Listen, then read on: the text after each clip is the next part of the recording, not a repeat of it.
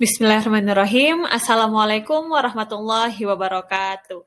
Selamat pagi anak-anak. Bagaimana kabarnya hari ini? Semoga selalu dalam keadaan sehat walafiat ya. Hari ini kita akan membahas pelajaran keteladanan Rasulullah SAW dan sahabat-sahabatnya. Ini adalah pelajaran kelima di kelas 6 di SD Negeri Jati Sepakat. Baiklah, sebelum memulai, mari kita ucapkan basmalah bersama-sama. Bismillahirrahmanirrahim. Amin. Selanjutnya, tujuan pembelajaran hari ini yang pertama, melalui kegiatan kerja kelompok, peserta didik mampu menganalisis kejujuran dan kasih sayang Rasulullah SAW terhadap anak, keluarga, orang tua, dan masyarakat. Dan yang kedua, melalui kegiatan kerja kelompok, peserta didik mampu menganalisis kasih sayang Rasulullah SAW terhadap anak, keluarga, orang tua, dan masyarakat. Baiklah, ayo coba perhatikan gambar berikut ini. Gambar yang pertama lagi ngapain ya? Iya, benar. Gambar yang pertama adalah gambar ketika seorang anak mendengarkan nasihat dari ayahnya. Ini merupakan salah satu keteladanan yang bisa kita contoh dari sikap Rasulullah SAW. Yang kedua, ayo coba lihat gambarnya lagi ngapain. Itu ada seorang anak kecil yang lagi salaman kepada ibunya. Berarti anak tersebut minta izin kepada bundanya sebelum berangkat sekolah. Anak-anak pada izin nggak nih kalau mau pergi berangkat sekolah? Pasti pada izin juga kan? Selanjutnya, gambar yang ketiga lagi ngapain?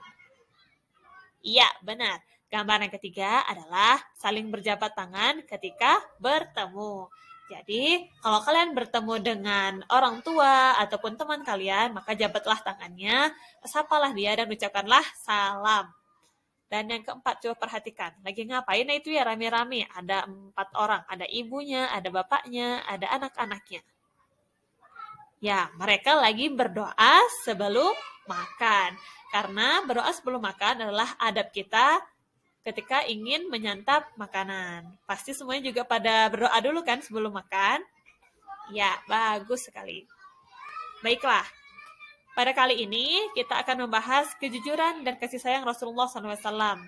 Yang pertama adalah materi Nabi Muhammad SAW Al-Amin. Apa yaitu Al-Amin? Nanti kita akan bahas. Yang kedua, kasih sayang Rasulullah SAW terhadap anak, keluarga, orang tua, dan masyarakat. Baiklah, ayo kita lihat yang pertama. Nabi Muhammad SAW Al-Amin. Apa ya Al-Amin? Nabi Muhammad SAW pasti kan sudah tahu kan kisahnya. Ada 25 Nabi, salah satunya adalah Nabi Muhammad. Nabi Muhammad pasti disebut sebagai Nabi ke-25 atau Nabi yang terakhir. Nabi Muhammad SAW sejak kecil sudah menjadi yatim piatu. Oleh sebab itu, beliau sangat mencintai anak yatim dan menganjurkan umatnya untuk merawat, mendidik, dan mencintai anak yatim. Nabi Muhammad SAW terkenal sangat jujur. Sikap jujur tersebut sudah diperlihatkan sebelum beliau diangkat menjadi Rasul. Pada usia remaja, beliau diminta bantuan oleh pamannya untuk membawa barang dagangan Siti Khadijah binti Khuwailid. Itu adalah istri Nabi, yang kaya raya dan dihormati di kota Mekah. Jadi Nabi sejak remaja sudah mulai berdagang. Berdagangnya Nabi berdagang dengan jujur, tidak melakukan kecurangan. Baiklah. Selanjutnya, apalagi sih kenapa Nabi Muhammad bisa disebut dengan Al-Amin? Kemudian pada usia 35 tahun, Nabi Muhammad SAW bersama-sama dengan orang-orang Quraisy diminta untuk memperbaiki Ka'bah. Ketika pembangunan sudah sampai ke bagian Hajar Aswad, bangsa Quraisy berselisih tentang siapa yang mendapatkan kehormatan untuk meletakkan Hajar Aswad ke tempatnya semula. Pada akhirnya, mereka sepakat menunjuk Nabi Muhammad SAW sebagai orang yang tepat untuk melakukan hal tersebut. Lalu, bagaimana kisahnya? Rasulullah pun menyarankan suatu jalan keluar yang sebelumnya tidak terpikirkan oleh siapapun. Mereka mengambil selembar selendang, kemudian Hajar Aswad itu diletakkan di tengah-tengah selendang tersebut. Beliau lalu meminta seluruh pemuka kabilah yang berselisih memegang ujung-ujung selendang itu. Kemudian mereka mengangkat Hajar Aswad itu bersama-sama. Setelah mendekati tempatnya, barulah Rasulullah SAW yang kemudian meletakkan Hajar Aswad tersebut. Ini merupakan jalan keluar yang terbaik seluruh kabilah. Setuju dan meridai jalan keluar ini. Mereka pun tidak saling menumpahkan darah. Sejak saat itulah beliau dikenal di antara kaumnya dengan sifat-sifat yang terpuji. Para sahabat dan pengikutnya sangat menghormati dan mencintai beliau sehingga beliau diberi gelar Al-Amin. Artinya, orang yang dapat dipercaya. Baiklah, selanjutnya kita akan membahas tentang kasih sayang Rasulullah SAW terhadap anak, keluarga, orang tua, dan masyarakat. Selain memiliki sifat yang jujur dalam berdagang dan bergaul, Rasulullah SAW pun sangat sayang terhadap keluarga dan orang-orang di sekitarnya. Di bagian yang pertama, ada di bagian anak. Pada zaman jahiliyah, penduduk Mekah tidak menghargai anak perempuan. Namun, Nabi Muhammad SAW justru menggendong putrinya Fatimah yang masih balita sambil tawaf mengelilingi Ka'bah. Kemudian, yang kedua, keluarga. Begitu pula setelah Fatimah dewasa dan dikaruniai anak, Rasulullah SAW menyayangi cucunya yang bernama Hasan dan Husain. Nabi Muhammad SAW mencium cucunya Hasan dan Husain, sedangkan di dekat beliau ada Aqra bin Habis. Aqra berkata, "Aku mempunyai 10 anak, tetapi aku tidak pernah mencium seorang pun di antara mereka." Mendengar hal itu, Rasulullah SAW memandang Aqra, lalu bersabda, "Barang siapa tidak mau berbelas kasih, maka ia tidak akan mendapatkan belas kasih." Ini adalah hadis riwayat Al-Bukhari dan Muslim. Ayo, sebelum kita melanjutkan materi selanjutnya, Ibu akan mengajarkan hadis yang mengenai kasih sayang ini. Caranya seperti ini ya, ikutin Ibu. Man la yarham, la yurham, man la yarham, la yurham.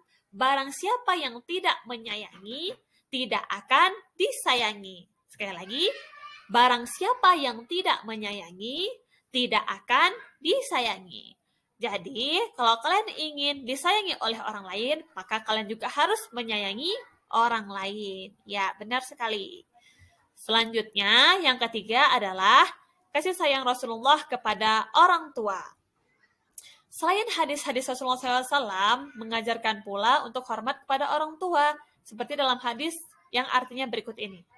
Aku, yaitu adalah Ibnu Mas'ud, pernah bertanya kepada Nabi SAW, amal apakah yang paling disukai oleh Allah Subhanahu Wa Taala?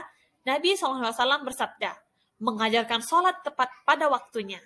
Aku bertanya lagi, kemudian apa? Nabi SAW menjawab, berbaktilah kepada kedua orang tua. Aku kembali bertanya, lalu apa lagi? Nabi SAW menjawab, jihad fisabilillah. Ini adalah hadis riwayat Bukhari dan Muslim. Jadi di sini, ketika kita berkasih sayang kepada orang tua, maka kita sudah mengerjakan amal yang paling disukai oleh Allah. Maka kita harus menyayangi orang tua kita.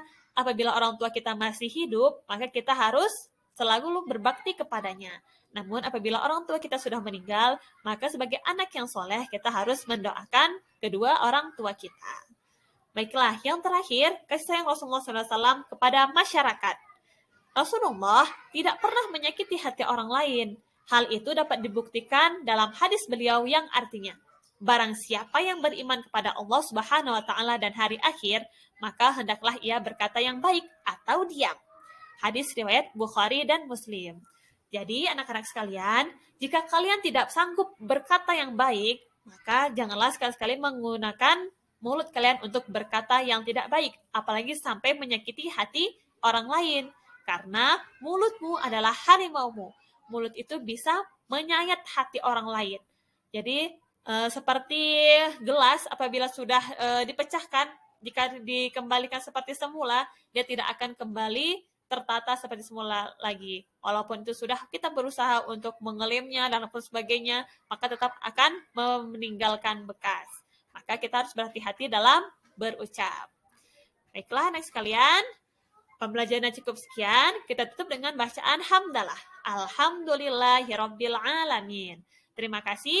Assalamualaikum warahmatullahi wabarakatuh.